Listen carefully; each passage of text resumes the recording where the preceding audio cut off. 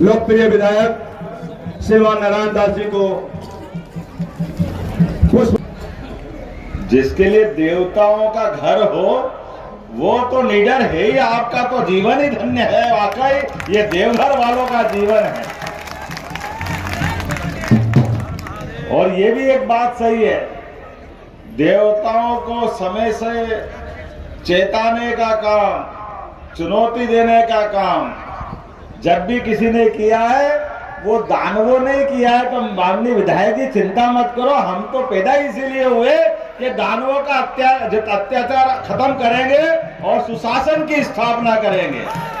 भगवान कृष्ण के काल से, भगवान श्री राम के काल से अंधकासुर, नरकासुर, जितने नाम आप ले लो, और भगवान भोले भंडारी की तो बात ही अलग। मैं भी महाकाल की धरती से आता हूँ। बोले महाकाल महाराज की, बाबा बैजनाथ महादेव की। बदलते समय के साथ जब देवघर के अंदर हम इस चुनाव में अपनी बात कर रहे हैं तो हमको हमारी सनातन संस्कृति की तरफ भी देखना पड़ेगा। हमको एहसास होगा कि हाँ, हम चुनाव जीतना चाहते हैं, चुनाव लड़ना चाहते हैं। तो चुनाव लड़ना क्यों चाहते हैं? चुनाव को लड़ने के पीछे कारण क्या है? मैं जवाबदारी के साथ कहना चाहूंगा, ये हमारी पार्टी की विशेषता है कि हम अपने देश को नंबर 1 का देश बनाना चाहते हैं, इसलिए चुनाव लड़ना चाहते हैं।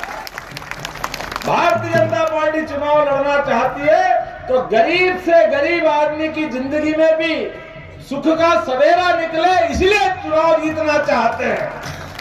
बेईमानों से, जैसे मैंने प्रारंभ में कहा, दानवों से लड़कर देवताओं ने कभी हार नहीं मानी और अंततः जीत देवताओं की हुई। ये छोटे उठे गिरे हल्के सारे लोग जिनने झूठ बोल के सरकार बनाई, कोई सोने का सिक्का देंगे, बाप रे बाप, झारखंड के भोले वाले लोग झांसे में आ गए। कौन सा चौका ने काय का चूल्हा 2000 देंगे, माता बहनों से झूठ बोला। अरे चूल्हे में पानी डाल दिया, पानी इनने बहन बेटी का पैसा भी खा गए। और इतनी भूख 1000 करोड़ का जमीन का घोटाला, 1000 करोड़ का मनरेगा का घोटाला। अरे भैया, ये डाका डालना है कि सरकार बनाना है? तो आप अंदाज लगाओ, ये सरकार के अंदर मुख्यमंत्री, मंत्री, ये पद कितने पवित्र हैं। ये हजारों लाख लोग मिलकर के वोट देते हैं, हमारे अपने मुकुटमणि बना करके हम कुर्सी में बिठाते हैं। लेकिन कितना शर्म आती है जब हमारा मुख्यमंत्री हथकड़ी लगा के जेल जाए। डूब मरना चाहिए ऐसे व्यक्ति को। तो अभी भी शर्म नहीं आ रही। पहले तो सारे प्रयास कर लिए जैसे कोई खानदानी राजकुमार हो। मैं जेल जाऊं तो पत्नी को बनाऊंगा, बाप रे बाप, पत्नी को बनाएंगे। जोरदार तालियां नरेंद्र मोदी जी के लिए। ये है वर्तमान का समय जिसने अपना पूरा जीवन राष्ट्र के लिए कुर्बान कर दिया। ना घर का एक मकान, ना अपना कोई परिवारजन, सबको छोड़ करके 142 करोड़ को परिवार का हिस्सा मानते। ये हमारी पार्टी और ये है भाजपा। एक तरफ वो जिन्हें देश को फर्स्ट माना और एक तरफ ये बेईमान जो अपनी फैमिली को फर्स्ट मानते हैं, अपने परिवार के अलावा कोई लेना देना नहीं। तो भैया, आज लोकतंत्र के युग में, आज जब मैं आपसे बात करने आया हूं तो आपको याद रखना एक बात, आपका एक वोट ये झारखंड जैसे, जिसको बाबा बैजनाथ का आशीर्वाद मिला, जिसको धरती में परमात्मा ने जो दे सकते थे, रत्न गर्भा धरती, जो आप निकालो वो मिलता है।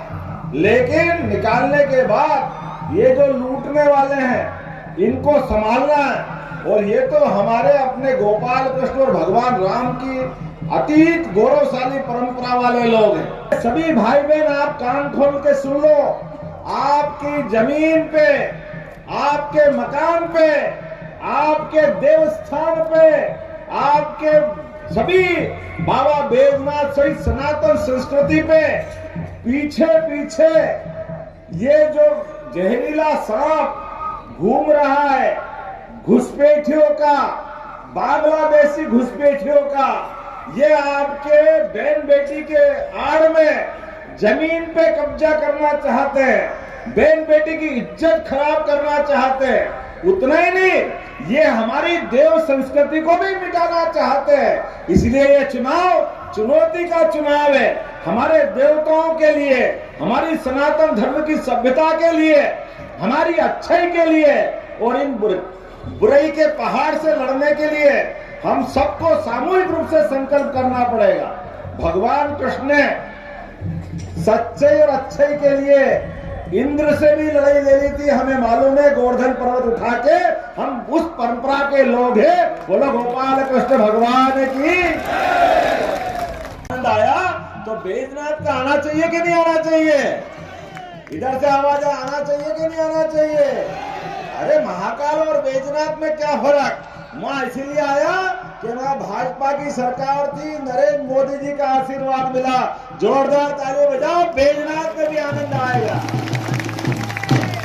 हमारे बीच आज के समय में देश की सीमाओं के ऊपर देश क्या करेगा, जैसे को तैसे का जवाब देने की हिम्मत अगर किसी में है तो भाजपा के हमारे नेता यशस्वी प्रधानमंत्री नरेंद्र मोदी जी के हाथ में वो ताकत है।